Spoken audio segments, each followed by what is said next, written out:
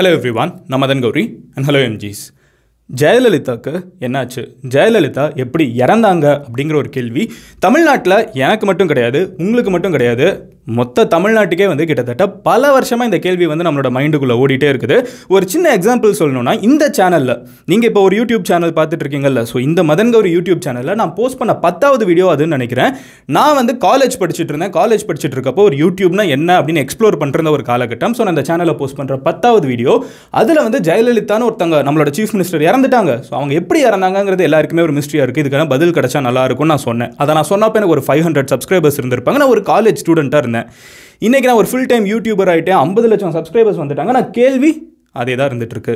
ஜெயலலிதா எப்படி இறந்தாங்க, அவங்க என்ன நோய் இருந்துச்சு அப்படிங்கிற பல கேள்விகள் இருக்குல்ல, அந்த கேள்விகளுக்கான பதிலை வந்து இன்றைக்கி வீடியோவில் பார்க்க போகிறோம். என்ன அதுன்னு சொல்கிற, உனக்கு தெரியுமா அப்படின்னு கேட்டிங்கன்னா, நம்ம ஊரில் வந்து ரூமர்ஸ் எவ்வளோ வேகமாக பரவுதோ அதே வேகமாக வந்து பதில்கள் பரவுறது கிடையாது. இன்றைக்கி வீடியோவில் அந்த பதில்களை தான் நம்ம பார்க்க போகிறோம். இது எனக்கு மட்டும் இல்லை, நம்ம ஊரில் வந்து பல வருஷமாகவே சொசைட்டியில் அங்கங்கே நியூஸ்லாம் ரிப்போர்ட் பண்ண ஆரம்பிச்சிருக்காங்க. பட் நம்ம அதை பெருசாக பேசல. பட் இன்றைக்கி நம்ம டீட்டெயில்டாக அவங்களுக்கு இருந்த ஹெல்த் கண்டிஷன் என்ன, அவங்க வந்து இந்த கால்லலாம் ஏதோ பிரச்சனை இருந்துச்சுன்னு சொன்னாங்களே, அவங்க யாரோ தள்ளி விட்டாங்கலாம் சொன்னாங்களே, இதெல்லாம் உண்மையாக பொய்யா அப்படின்னு ஏகப்பட்ட விஷயங்கள் நம்ம மைண்டில் ஓடிட்டுருக்குள்ள, நம்மளுக்கு தெரிஞ்ச அளவுக்கு டீட்டெயில்ஸ் என்ன அப்படிங்கிறத பார்க்க ஆரம்பிப்போம். ஸோ முதல் விஷயத்துலேருந்து வர ஆரம்பிப்போம். ஜெயலலிதா எப்படி இறந்தாங்கிறத கண்டுபிடிப்போம்னு சொல்லிட்டு தமிழ்நாடு அரசாங்கம் வந்து ஆறுமுகசாமி கமிஷன் அப்படிங்கிற ஒரு விஷயத்தை அமைச்சாங்க. அது இன்னும் கமிஷன் வந்து இன்வெஸ்டிகேஷனு அப்படின்னு போயிட்டே தான் இருக்குது. கிட்டத்தட்ட இத்தனை வருஷம் ஆயிடுச்சு. ஆனால் இதுக்கு நடுவில் அப்போலோ ஹாஸ்பிட்டல் இருந்துக்கிட்டு ஆறுமுகசாமி கமிஷன் மேலே கேஸ் போட்டாங்க. இவங்க வேணும்னே அப்போலோ ஹாஸ்பிட்டலை டார்கெட் பண்ணுற மாதிரி பிஹேவ் பண்ணுறாங்கன்னு. இந்த கேஸ் இன்னும் போயிட்டு இருக்குது. பட் இதெல்லாம் நம்ம தள்ளி வச்சுடுவோம். நம்ம இவங்களை பற்றி பார்க்க ஆரம்பிப்போம். இவங்களுக்கு இருந்த பிரச்சனை என்னங்கிறத பார்க்க ஆரம்பிப்போம். இது வந்து த வீக் அப்படின்னு சொல்லப்படுற பத்திரிகையில் ஜெயலலிதா எப்படி இறந்தாங்கன்னு சொல்லிலே வந்து ஒரு ஆர்டிக்கல் போடப்பட்டிருக்கு.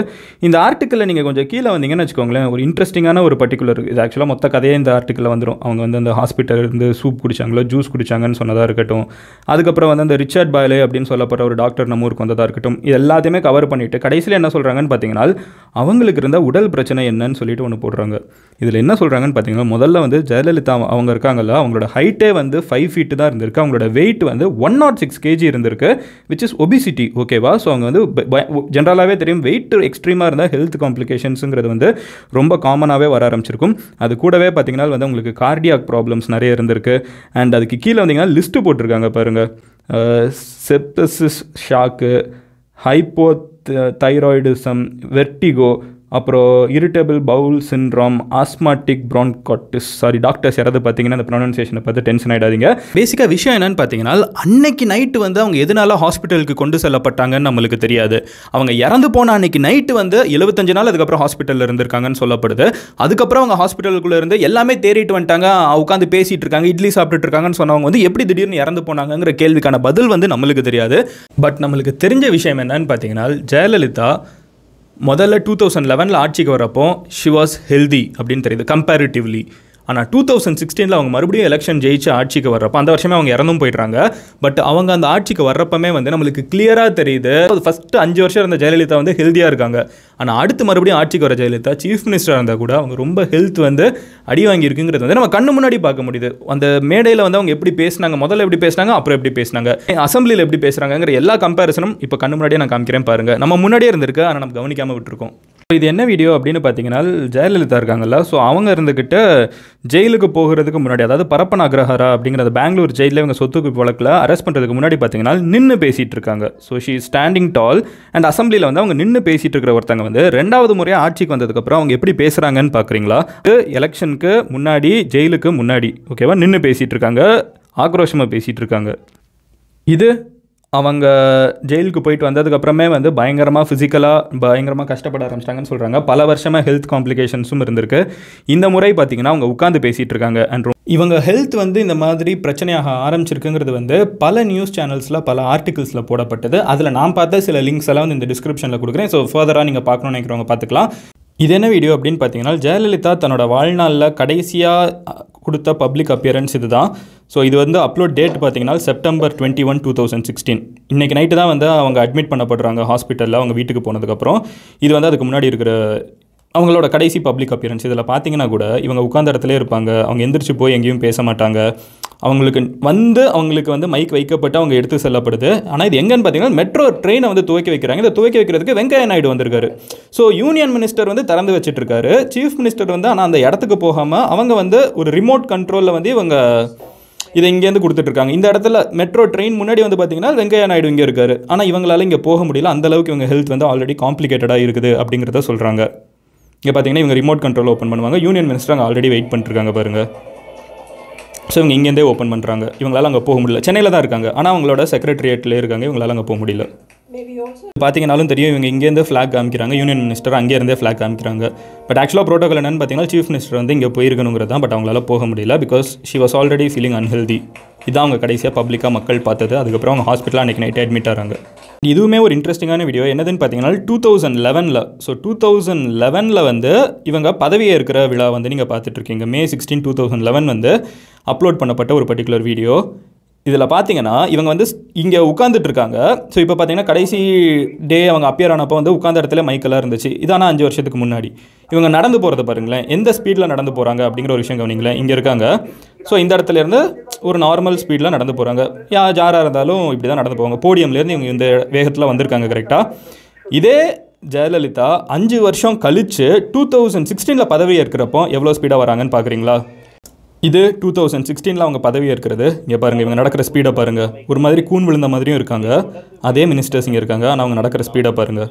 இதே டிஸ்டன்ஸ் தான், இதே ஹால் தான். ஆனால் அவங்க போகிறதுக்கு எவ்வளோ மெதுவாக போனாங்க பார்த்தீங்களா? அந்த டிஃப்ரென்ஸ் நம்மளால் கண்ணு முன்னாடி பார்க்க முடியுது. ஸோ ஜெயலலிதா அவங்களுக்கு வந்து ஏகப்பட்ட ஹெல்த் காம்ப்ளிகேஷன்ஸ் இருக்குது. ஓவர் வெயிட் இருந்திருக்காங்க. 5 ஃபீட் இருந்துக்கிட்டு 100 கிலோக்கு மேலே வெயிட் பண்ணியிருக்காங்க. இதெல்லாம் போக வந்து நடுவில் அவங்க ஜெயிலுக்கு போயிட்டு வந்த டைம் வந்து கொஞ்சம் அவங்களோட ஹெல்த் காம்ப்ளிகேஷன்ஸ் அதிகமாக்கிடுச்சுன்னு சொல்கிறாங்க. 2வது முறையாக அவங்க கண்டினியூஸாக ஆட்சிக்கு வந்ததுக்கப்புறம் அவங்களுக்கு வந்து ஆல்ரெடி அவங்களுக்கு இருக்கிற ஒரு பெரிய பிரச்சனை என்னன்னு பார்த்தீங்கன்னா அவங்களுக்கு சுகர் வந்து அநியாயத்துக்கு டயபெட்டிக் அப்படின்னு சொல்கிறாங்க. எந்த அளவுக்குன்னு பார்த்தீங்கன்னா அவங்க சேலையை வந்து மொத்தமாக சுற்றி மூடி இருப்பாங்கல்ல. ஸோ கம்ப்ளீட்டாக கை கூட தெரியாத மாதிரி தானே அவங்க சேலை போடுவாங்க. அதுக்குள்ளே வந்து ஃப்ளாஷ் குளுக்கோஸ் மானிட்டரிங் சிஸ்டம் அப்படிங்கிற ஒரு விஷயத்தை வந்து அவங்க அட்டாச் பண்ணியிருப்பாங்கன்னு அவங்களோட பர்சனல் டாக்டர் சொல்கிறாங்க. ஸோ இதுதான் வந்து இந்த ஃப்ளாஷ் குளுக்கோஸ் மானிட்டரிங் சிஸ்டம்ங்கிறது. அவங்களோட கையில் வந்து எப்போவுமே அவங்களோட குளுக்கோஸ் லெவல் என்ன இருந்துட்டு இருக்குங்கிறத வந்து பார்த்துக்கிட்டே இருக்கிற மாதிரி வந்து சிஸ்டம்லாம் அட்டாச் பண்ணிட்டு தான் வந்து அவங்க சேலைக்குள்ளே அதெல்லாம் மறைச்சி வச்சுட்டு இருந்திருக்காங்களாம். இது மட்டும் கிடையாது. இது வந்து ஈகோலி அப்படின்னு சொல்லப்படுற ஒரு பர்டிகுலர் பாக்டீரியா. இவங்களுக்கு இந்த பாக்டீரியல் இன்ஃபெக்ஷன் வேறு இருந்திருக்கு அப்படின்னு சொல்கிறாங்க. ஸோ இந்த பாக்டீரியல் இன்ஃபெக்ஷனாக இருக்கட்டும், டயபெட்டிக் லெவல் வந்து கண்டமானிக்கு போகிறதா இருக்கட்டும், இது போக அவங்களுக்கு பயங்கரமான ஸ்வீட் டூத்துன்னு சொல்கிறாங்க. அதாவது எப்போ பார்த்தாலும் ஸ்வீட் சாப்பிட்டுக்கிட்டே இருப்பாங்களா. அவங்கள யாருமே கண்ட்ரோலே பண்ண முடியாதுன்னு சொல்கிறாங்க. அவங்க வந்து இந்த மலைவாழைப்பழம் இருக்குல்ல, மலை வாழைப்பழமாக இருக்கட்டும், அப்புறம் வந்து இந்த சில ஃப்ரூட்ஸ் எல்லாம் மென்ஷன் பண்ணியிருந்தாங்க. அந்தளவுக்கு ஹெல்த் வைஸ் எனக்கு தெரியல. பட் சில விஷயங்கள்லாம் அவங்க சாப்பிடக்கூடாதுன்னு இருக்குது. அது வந்து அவங்களோட உடம்புல இருக்கிற பொட்டாசியம் லெவலை வந்து ஹை ஆக்கிடும். அதெல்லாம் அவங்க சாப்பிடக்கூடாதுன்னு இருக்குது. ஆனாலுமே வந்து அவங்க அதை கண்ட்ரோல் பண்ணாமல் சாப்பிட்றதா இருக்கட்டும், கேக் சாப்பிட்றதா இருக்கட்டும், நைட் ஆனால் கூட ஐஸ்கிரீம் உட்காந்து சாப்பிட்றதா இருக்கட்டும், அவங்க இந்த மாதிரி வந்து ஃபுட்டை வந்து கண்ட்ரோல் பண்ணாமல் இருந்தது வந்து அவங்களுக்கு ஒரு பெரிய பிரச்சனையாக மாறி இருக்குங்கிறது வந்து ஆறுமுகசாமி கமிஷனில் இன்டர்வியூ கொடுத்த டாக்டர்ஸுமே சொல்லியிருக்காங்க. அந்த கமிஷன் வந்து ரிப்போர்ட்டை சப்மிட் பண்ணலைனாலும் டாக்டர்ஸ் என்னென்ன பேசியிருக்காங்கிற இந்த இன்ஃபர்மேஷன்லாம் வந்து த வீக் மாதிரி பத்திரிகைகள் ஆல்ரெடி போட்டிருக்காங்க. ஸோ அகைன் அவங்களுக்கு இருந்த ஒரு மிகப்பெரிய பிரச்சனை என்னன்னு பார்த்தீங்கன்னா டூ மெனி ஹெல்த் காம்ப்ளிகேஷன்ஸ். அதை வந்து அவங்க வெளியிலையும் பெருசாக யார்கிட்டையும் சொல்லிக்கல. அதாவது பப்ளிக் டொமைனுக்கு எதுவுமே வரல. 2வது விஷயம் என்னன்னு பார்த்தீங்கன்னா எல்லாமே வந்து அவங்க பெருசாக கண்ட்ரோல்லே இல்லாமலும் இருந்திருக்காங்க. அவங்க ஹாஸ்பிட்டல் அட்மிட் ஆனதுக்கப்புறம் ரிச்சர்ட் பைலே அப்படின்னு சொல்லப்படுற ஒரு பர்டிகுலர் ஸ்பெஷலிஸ்ட் டாக்டர் வந்து கொண்டு வரப்பட்டார் இந்தியாவுக்கு. அவர் இருந்தப்போ வந்து ஆனால் அவங்களோட ஒரு ஃபன் இருக்கும்ல. என்னதான் வந்து இங்கே இந்த வீடியோ பார்த்துட்டு இருக்கிற பாதி பேர் அவங்களுக்கு ஓட்டு போட்டிருக்கலாம், பாதி பேர் ஓட்டு போடாமல் இருக்கலாம். ஆனாலுமே ஒரு சீஃப் மினிஸ்டருக்கு நடந்த ஒரு சம்பவம் இல்லை. ஸோ அதை நம்ம டிஸ்கஸ் பண்ணி தானே ஆகணும். ஆனால் நம்ம எல்லாருக்குமே வந்து அவங்கள பற்றி தெரிஞ்சது என்னன்னு பார்த்தீங்கன்னா அவங்க வந்து ஒரு அயன் லேடி அப்படின்னு சொல்லுவாங்க. ஒரு ஃபன்னான இன்ஃபர்மேஷன் வந்து நான் வாசித்தேன். அது என்னன்னு பார்த்தீங்கன்னா ரிச்சர்ட் பைலே அப்படின்னு சொல்லப்படுற டாக்டர் வந்து வந்திருக்காரு இந்தியாவுக்கு. லண்டன்லேருந்து கொண்டு வரப்பட்டிருக்காரு இவங்களை ட்ரீட் பண்ணுறதுக்கு. இவங்க ஹாஸ்பிட்டலுக்குள்ளே இருக்காங்க அப்போலோவில். ஸோ இவங்க கிட்ட போய் வந்து இந்த டாக்டர் வந்து பார்க்குறாரு. இவங்க கண்டினியூஸாக இந்த மாதிரி சாப்பிட்டுட்டே இருக்காங்க. டாக்டர்ஸ் வந்து உள்ளே இருக்கிற டாக்டர்ஸ்மே என்னால் அவங்க கிட்ட என்ன பண்ணுறது, சீஃப் மினிஸ்டரில் கண்ட்ரோல் பண்ண முடியாத மாதிரி இவங்க சாப்பிட்டுக்கிட்டே இருக்காங்கன்னு தெரிஞ்சவொடனே ரிச்சர்ட் பைலே வந்து அவங்க கிட்ட சொல்லியிருக்காங்களாம், நீங்கள் வந்து இந்த மொத்த ஸ்டேட்டுக்கே பாஸாக இருக்கலாம், ஆனால் இந்த ஹாஸ்பிட்டலுக்குள்ளே நீங்கள் என் பேஷண்ட்டு, நான் தான் இங்கே பாஸ் அப்படின்னு சொல்லியிருக்காங்க. ஆனால் அதுக்கு வந்து அப்போ ஜெயலலிதானால பேச முடியல. அவங்களோட தொண்டையில் வந்து ஆப்ரேஷன் இது உள்ளுக்குள்ளே ஏதோ வச்சுருக்காங்க. இந்த இதெல்லாம் போடுவாங்களே, இதெல்லாம் போட்டு அந்த மாஸ்க் ஃபேஸில் வந்து அந்த ஆக்சிஜன் மாஸ்க்கு அதெல்லாம் போட்டு அவங்க தொண்டையில் வந்து ஏதோ ஒரு பர்டிகுலர் ஒர்க் போயிருக்குது. ஸோ அவங்களால பேசுகிற நிலமையில இல்லை. ஆனால் அவங்க கையில் சைகையில் காமிச்சிருக்காங்க. இங்கே வந்து அதாவது டாக்டர் சொல்லியிருக்காரு நீங்கள் இந்த ஸ்டேட்டுக்கே பாஸாக இருக்கலாம், ஆனால் இங்கே நான் தான் பாஸ்ன்னு சொல்லியிருக்காரு. யார்? ரிச்சர்ட் பைலே. அதுக்கு ஜெயலலிதா பதிலுக்கு சொல்லியிருக்காங்க, கை மட்டும் அசைச்சு இங்கேயும் நான் தான் பாஸ் அப்படின்னு வந்து அவங்க காமிச்சிருக்காங்களாம். இந்த மாதிரி அவங்க ஹாஸ்பிட்டலுக்குள்ள அட்மிட் ஆனதுக்கப்புறமும் சில ஃபன்னியான விஷயங்கள்லாம் பண்ணியிருக்காங்க. ப்ளஸ் இன்னொரு விஷயம் என்னென்னு பார்த்தீங்கன்னா, ஹாஸ்பிட்டல் சாப்பாடு செட் ஆகலை அப்படின்னு சொல்லிட்டு குக்கை கொண்டு வந்து அவங்களே சமைச்சு சாப்பிட்டோம் அப்படின்னு சொல்கிறாங்க. நான் இப்போ பேசுகிறது வந்து அவங்களோட மினிஸ்டர்ஸ் பேசுகிற மாதிரி இருக்கும். பட் இருந்தாலுமே வந்து கொஞ்சம் வெரிஃபைடாக இது வந்து கொஞ்சம் நம்பக்கூடிய பத்திரிகைகளில் வந்து நியூஸ் நான் உங்ககிட்ட சொல்லிட்டுருக்கேன். ஸோ இந்த அளவுக்கு வந்து அவங்க ஹாஸ்பிட்டலுக்குள்ள இருந்தப்போமே வந்து ஸ்ட்ராங்காக இருந்திருக்காங்க அப்படின்னு சொல்கிறாங்க. அவங்களோட ஹெல்த் வந்து ஸ்டார்டிங்கில் அட்மிட் ஆனப்போ ரொம்பவே கிரிட்டிக்கலாக இருந்திருக்கு. அதுக்கப்புறம் வந்து கொஞ்சம் நார்மல் மோடுக்கு வந்ததுக்கப்புறம் அவங்க இன்னொரு ரூமுக்கு கொண்டு செல்லப்படுறாங்க. ஃபிசியோதெரப்பிலாம் கொடுக்கப்பட்டு இருக்கு. அப்போ தான் வந்து ஒரு பர்டிகுலர் ஃபோட்டோ பயங்கர வைரலாக போச்சுல, கரெக்டாக ஆர்கே நகர் எலெக்ஷன் முன்னாடி ரிலீஸ் பண்ணி விட்டாங்கன்னு நினைக்கிறேன். அவங்க ஏதோ ஜூஸ் குடிச்சிட்டு இருக்கிற மாதிரி ஒரு பர்டிகுலர் ஃபோட்டோ காமிக்கிறேன். So this photo became huge viral one. நம்ம கண்டிப்பாக அவங்கள வந்து இப்படி பார்த்ததே கிடையாது. சின்ன வயசுலேருந்து இவங்களையும் சரி, கருணாநிதி அவரையும் சரி, அவங்க 2 பேரையுமே வந்து அந்த ஹாஸ்பிட்டல் பெட்டில் கடைசியாக பார்த்த ஃபோட்டோஸ் வந்து நம்ம எல்லாரோட கண்ணிலையும் நிற்கும். ஸோ இது வந்து அந்த மாதிரி ஒரு ஃபோட்டோ தான். அவங்க தொண்டையில் வந்து ஏகப்பட்ட விஷயங்கள், ஸோ ஒபிஸ் எல்லாமே போயிட்டுருக்கப்போ தான் வந்து இந்த ஃபோட்டோவும் எடுக்கப்பட்டிருக்கு. ஆனால் என்ன அப்படின்னு பார்த்தீங்கன்னா, ஆறுமுகசாமி கமிஷன் இருந்துக்கிட்டு இதை வந்து ஒரு ரிப்போர்ட்டாக சப்மிட் பண்ணும். இதெல்லாமே வந்து டாக்டர்ஸ் கொடுத்த இன்டர்வியூ, இதெல்லாமே வந்து ஹாஸ்பிட்டல்லேருந்து வந்து சொன்ன விஷயங்கள் தான் நான் இப்போ உங்ககிட்ட கன்வே பண்ணியிருக்கேன். நம்மளால் சில விஷயங்களை விசிபிளாக பார்க்க முடியுது. பட் ஆறுமுகசாமி வந்து இதை கிட்டத்தட்ட 155 பேரை இன்வெஸ்டிகேட் பண்ணி அவங்க ஒரு ரிப்போர்ட்டாக இதை கவர்மெண்ட் கிட்ட சப்மிட் பண்ணால் கவர்மெண்ட் வந்து ஆமாம்ப்பா இதான்ப்பா நடந்துச்சுன்னு சொன்னால் நம்ம எல்லாருமே நம்ம வேலையை பார்த்துட்டு போயிடலாம். ஆனால் இப்போ நடந்துட்டு இருக்கிற பிரச்சனை என்னன்னு பார்த்தீங்கன்னா, அவங்களோட கமிஷன் வந்து ரிப்போர்ட்டை சப்மிட் பண்ணக்கூடாது, அவங்களோட கமிஷனில் இருக்கிற எந்த ஒரு ரெக்கார்டையுமே சீரியஸாக எடுத்துக்கக்கூடாது அப்படின்னு சொல்லிட்டு அப்போலோ ஹாஸ்பிட்டல் அந்த கமிஷன் மேலே கேஸ் போட்டிருக்காங்க. அந்த கமிஷன் இருந்துக்கிட்டு இல்லை நாங்கள் ஏன் சப்மிட் பண்ணக்கூடாது, நாங்கள் தானே நியாயமாக இன்வெஸ்டிகேட் பண்ணியிருக்கோம்னு சொல்லிட்டு ஆறுமுகசாமி கமிஷனுக்கும், அதாவது ஜெயலலிதா எப்படி இறந்தாங்கன்னு ஒரு விஷயத்தை வெளியில் சொல்ல வேண்டிய கமிஷனுக்கும் அப்போலோ ஹாஸ்பிட்டலுக்கும் வந்து இப்போ கோர்ட்டில் கேஸ் போயிட்டு இருக்கு. ஸோ ப்ராபப்ளி இந்த வருஷம் முடிகிறதுக்குள்ள வந்து அந்த கமிஷன் வந்து அவங்களோட ரிப்போர்ட்டை சப்மிட் பண்ணுவாங்கன்னு எதிர்பார்க்கப்படுது. பட் இந்த வீடியோ முடிகிறப்ப நான் உங்ககிட்ட கேட்கணும்னு நினைக்கிற கேள்வி என்னன்னு பார்த்தீங்கன்னா, இப்போ நம்ம சொன்னது எல்லாமே வந்து அவங்களுக்கு இருந்த ஹெல்த் காம்ப்ளிகேஷன் தான். ஸ்டில் அந்த ஒரு பிக் கொஸ்டின் வந்து இன்னும் நமக்குள்ளே சுற்றிட்டு தான் இருக்குது. அவங்க எப்படி தான் இறந்தாங்க அப்படிங்கிறது இந்த ஹெல்த் காம்ப்ளிகேஷன்ஸ் தானே, இல்லை அதை தாண்டி அந்த கமிஷனில் வந்து வேறு ஏதாவது பயங்கரமான ஒரு விஷயம் அது சப்மிட் பண்ணப்படுறதுக்கான வாய்ப்பு இருக்குன்னு நினைக்கிறீங்களா? ஒப்பீனியன் என்ன அப்படிங்கிறத கமெண்ட்டில் லீவ் பண்ணுங்கள். ப்ராபப்ளி ரிப்போர்ட் வந்ததுக்கப்புறம் நம்ம இன்னொரு வீடியோ மேக் பண்ணுவோம். until then bye, Madan Gowri signing off your love you all. cheers, great taker, bye. cheers. At least நம்ம அடுத்து 10 மில்லியன் போகிறதுக்குள்ளேயாவது ஒரு ரிசல்ட் வரும்னு பார்ப்போம். bye, cheers.